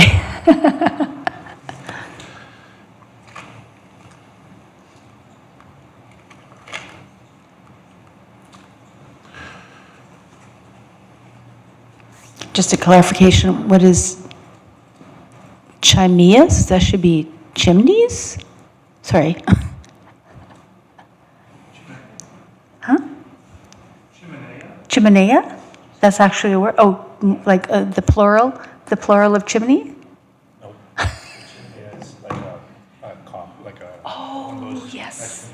Yes, yes. Okay, thank you for, That's section 22S there. Is that section 2S? Okay.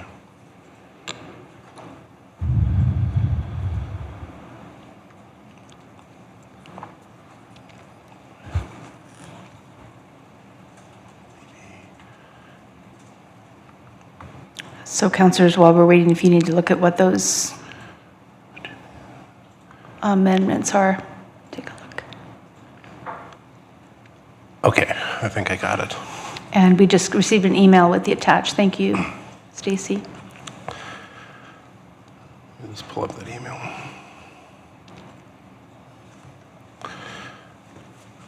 You can go ahead and read it. Okay. I move that bylaw 1098-26 Fire Services Bylaw be amended as follows. Section 2S to add wood burning before fire bowls. Section 2BB to remove includes chimneys. That section 2GG be amended to remove seasoned wood. And section 9 of Schedule A remove $250 and replace with $500. And I think I can speak to all of these. Give me a second here. So the first one is for fire pits, and that is fire pit and portable appliance as they're currently written, kind of cross over each other between what type of fuel they use, which I think was creating some of the concerns I had. This is saying that a fire pit is a wood-burning thing. And then similarly, that section 2GG is saying that the portable appliance is not wood-burning, it's natural gas-fired or propane-fired. Okay. The section 2BB, I mean, it's just to remove that one line. And then section A is in regards to the fines. That particular one was to obstruct or interfere with fire detection or suppression equipment. It was set at 250. However, I felt considering the other fines listed and comparing them, for example, painting a fire hydrant was 500. I felt that obstructing or interfering with fire detection or suppression equipment should be more severe than, or at least as severe as painting a fire hydrant. Thank you for the explanation. Any discussion from any other councillors? Councillor Talonbos? Thank you, Mayor. Just a quick question, just on the removal of chimeneas, if I'm saying that correctly. If I'm thinking of the right thing, is that not basically a fireball with a chimney concept coming out the top?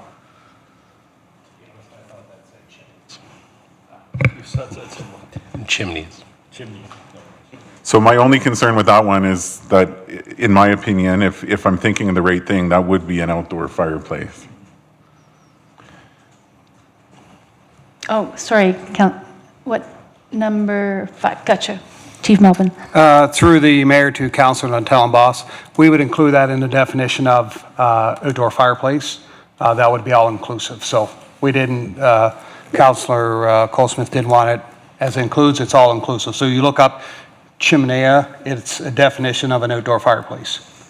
So we're not saying that you don't need it, but he requested it to be pulled out, and we were fine with the current definition of outdoor fireplaces that would include that in the definition. Just my only concern, just quickly looking, I don't see a definition for chimenea on here. So just wondering where it would be captured.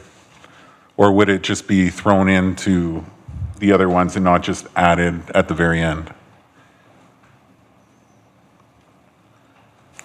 Through the mayor to Councillor Talonbos, we've just added it in within the definition of an outdoor fireplace.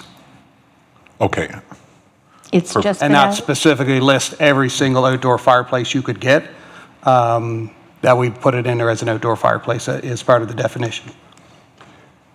If council's wishes is to put it back in, then we're fine either way. No, as your expertise, so as long as it's captured, it's captured. I'm happy with that. We will, when we discuss with folks within the community that want to get a permit, all of that'll be detailed out in the permit and that education type of pamphlet that goes out to the community as in, this is what it means. Thank you. Thank you. Sounds like this was just a duplicate in the wording here, so it's already mentioned somewhere else. Any other councillor have a question, discussion? Kim? Councillor Murray, did you have a question? No question, Madam Mayor. Okay. All right, so we will vote on this one. This amendment.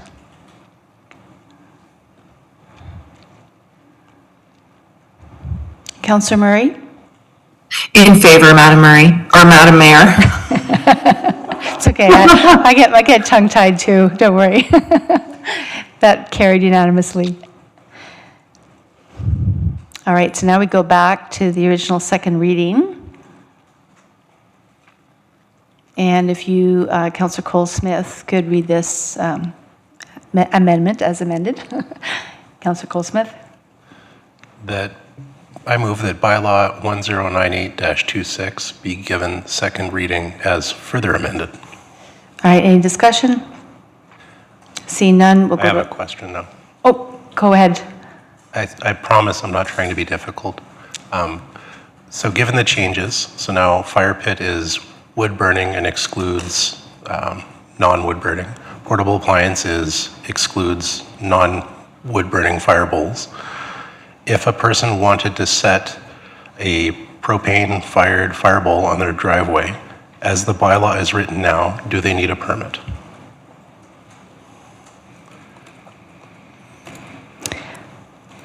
We'll give Chief Melvin a minute here.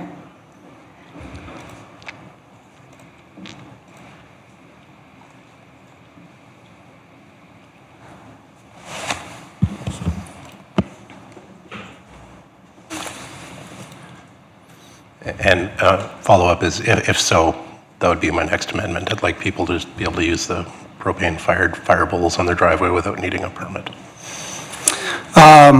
Through the mayor to Councillor Colesmith, as the portable appliance definition is amended, fire bowls would be just like fire tables and barbecues and propane heaters, that they would not require a permit unless there was something within land use that says you couldn't have any type of fire bowl on a driveway. We are aware that we put this in there so that we know folks during Halloween like to put the fire bowls out, watching the kids come in. We're just trying to be flexible, but within the safety parameters of these devices, that trying to not be as restrictive, but at least having some restriction in there. So there would be no fire permit per se from that, but unless there was something conflicting in the land use bylaw, there would be no requirement for a permit for a fire bowl. Okay, yeah, no, we want people to be able to have fun, and the Halloween thing is great, and so as long as we're not prohibiting people, I'm okay with it. Okay, perfect. So we'll go to a vote for the second reading.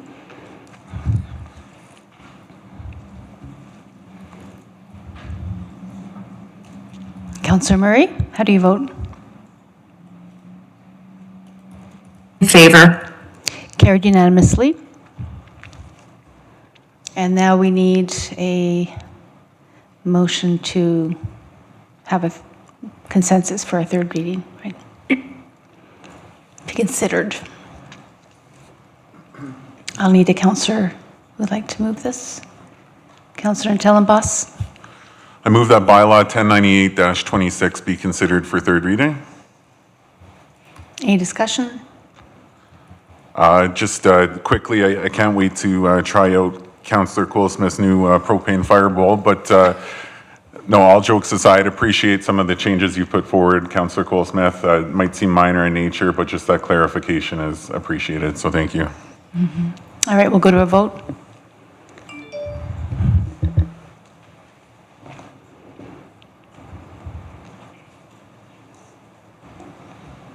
And Councillor Murray? In favor. Thank you. That carried unanimously. And now we'll go to, whoops, sorry, my phone gets. Councillor Tellenbos, can I get you to do that one as well? Absolutely. I move that bylaw 1098-26 be given third reading. Any discussion? All right, we'll go to a vote.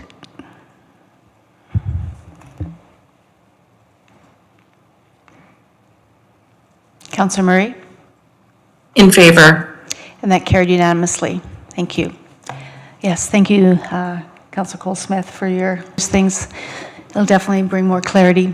It'll definitely bring more clarity. All right, so let's move on now to number 8, CAO update. Certainly, thank you, Mayor, through you to the rest of council and the public. A number of items here. The Chantal Berube Youth Center on March 27th at the BSRC. There ended up being over 150 youth that attended the event. They enjoyed all of the amenities in the BSRC. They had a DJ there, and over 50% of the youth completed a survey, and 87% of those results said they had a great time and they'd return again in the future. It's all part of expanding our programs for youth here in our community. Our early learning childcare, this month we re-signed the affordability grant agreement. This maintains a flat parent fee of $326.25 per month for children up to kindergarten age. Infrastructure perspective, the infrastructure project design and delivery team is working to get project signage fabricated for various larger projects that we'll put on display on those sites. And signage will also allow passerbys to identify city-led projects, and a QR code will link them back to the project dashboard. Facilities team is currently completing spring filter replacements, one of my favorite activities of the year. Anything related with spring and filter, that's got to be exciting.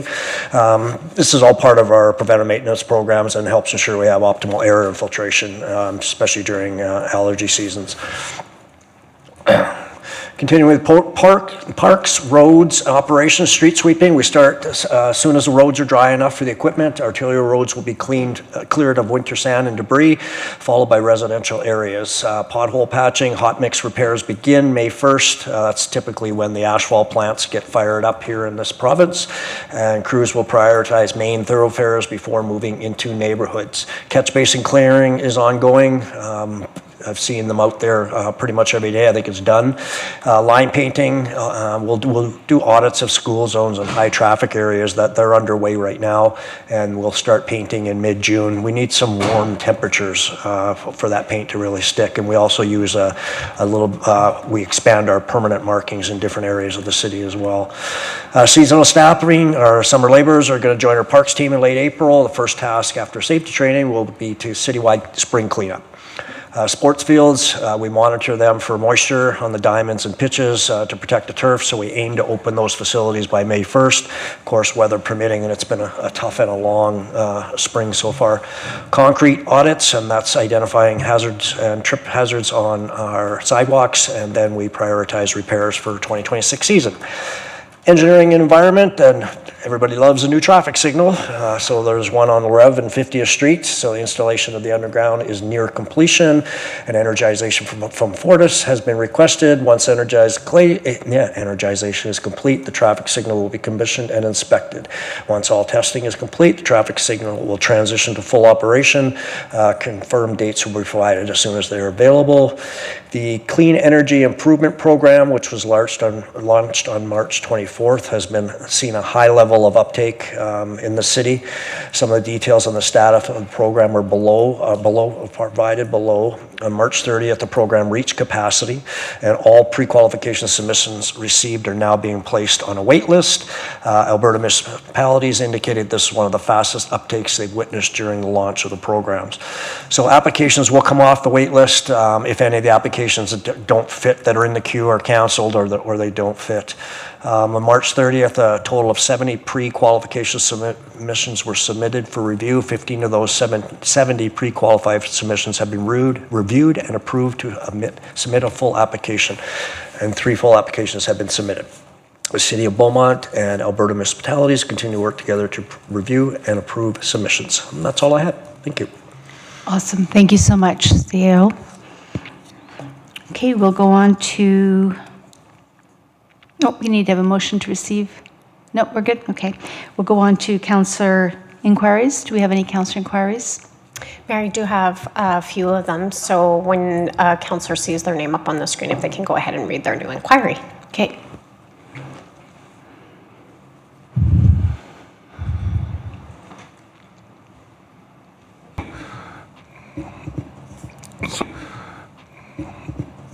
So regarding residential property assessment forms, please provide information on the number of letter survey requests sent out by Accurate Assessment Group, AAG, in 2025 as part of the annual property assessment process.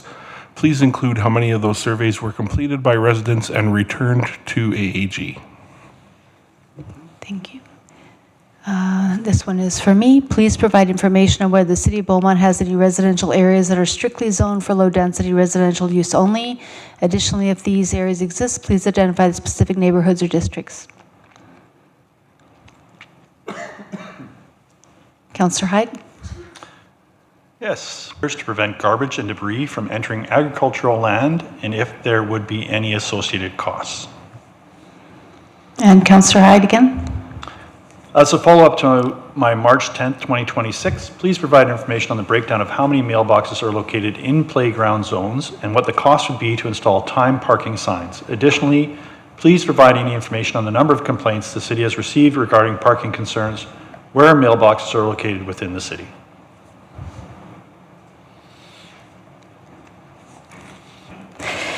Awesome, thank you. And we have council inquiry responses information only and notices of motion. Do we have any notice of motion, Madam Clerk? We do have one. We have one.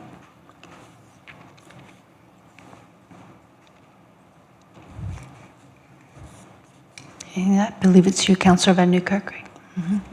Yes, at the April 28th, 2026 regular council meeting, I will move that by the May 12th, 2026 council meeting, administration prepare a proposed amendment to bylaw 1024-22, Community Standards Bylaw Section 40, by deleting the existing text and replacing it with the following. Each construction site shall, at all times during active work, be equipped with a dedicated waste bin fitted with a secure lid and maintained in a closed condition except when in use. All waste and construction materials shall be placed within the bin and shall be contained so as to prevent any material from being blown, scattered, or otherwise leaving the site. The storage of loose waste or construction materials directly on the ground is prohibited. And that a definition be included for loose waste and construction. Concludes our general meeting, our regular meeting. So we will officially adjourn at 8:16. And then, oh, sorry, we have to go into a closed session. We do that first? The Yes, motion? we don't want to adjourn the meeting until Gotcha. after. Yeah. Gotcha. We'll retract it. Scratch that out. I'll move that council move into closed section at 8:16 pursuant to the Access to Information Act, sections 19 and 29. Any discussion? Okay, we'll vote.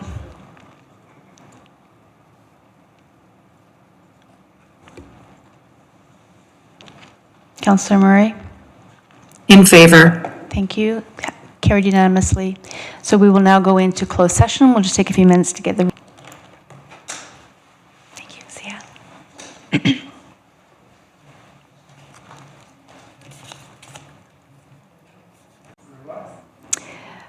Welcome back, everyone.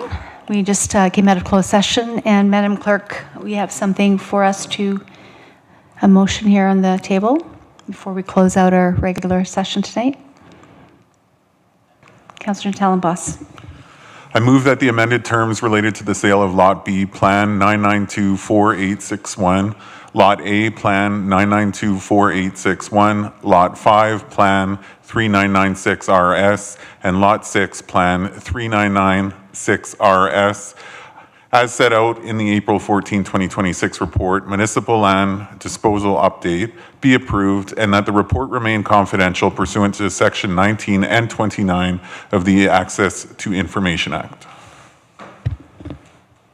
Great. Any discussion? Okay, we'll go to a vote.